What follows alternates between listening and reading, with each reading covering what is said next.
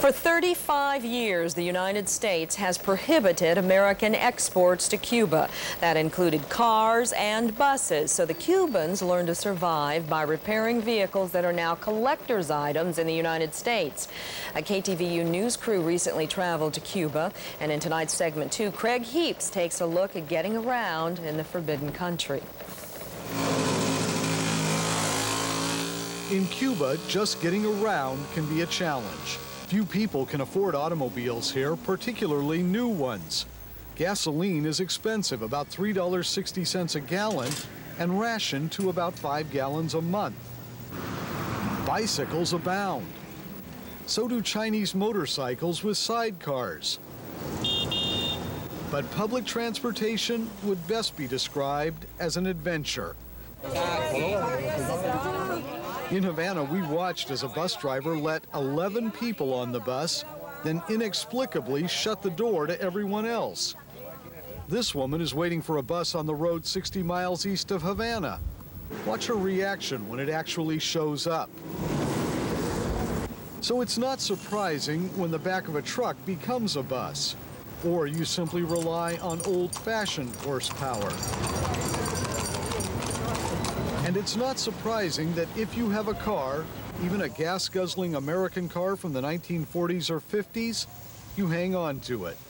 Everywhere you go in Cuba, you find these legacies of a time when the United States was not a disposable society. Built to last, they have survived sun, salt air, and socialist revolution. They came here at a time when Cuba and the United States were still on friendly terms. No one knows for sure how many there are. Estimates run in the thousands. Some bear names still seen in the United States: Ford, Chevrolet, Cadillac. But others carry labels as hard to find today in America as a Cuban cigar: Hudson, Edsel, Studebaker. I've got friends in the U.S. and Canada who'd give their right arm for some of these cars to restore. The most wonderful old cars. How in God's name they kept them going for 40 years, I'll never know. It's not easy.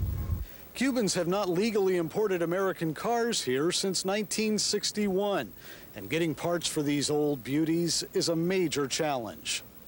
Alberto Cantillo owns this 1954 Chevy Bel Air that can be described as nothing short of cherry. Cantillo paid $3,500 for the car, money he saved from tips working among foreigners at the resort of Varadero Playa. Cantillo says every part is stocked from the factory. There are still a lot of factory parts here that still exist, and what we can't find we send for from the United States from relatives or friends.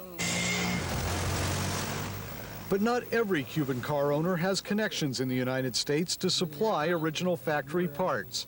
So people do what they can to keep their cars running. Perhaps they modify a carburetor off a Russian Jeep, or turn a jar into a fuel filter. Mario Arencibia has a '49 Chrysler. His has many parts that are not original factory equipment.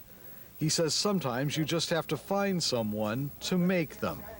The machinists and the mechanics keep these things running because all these things are repaired by the machinists, and the majority of the parts are made by the machinists. In the 1980s, the Cuban government tried to capitalize on the market for classic American automobiles. It offered to give any Cuban a brand new Russian Lada in exchange for that old American car. The government would then sell the American cars to foreign investors for cold, hard cash. When the Soviet Union collapsed in 1991, the Ladas became hard to come by, and the program all but disappeared. The government gets involved if I want to sell it to an American, but between us Cubans, if a Cuban wants to buy it from me, I just sell it to them. No problem. But what happens if and when the United States drops its embargo and the two countries reestablish normal relations? Cuba could become a gold mine for car collectors. In Havana, Craig Heaps for the 5 o'clock news.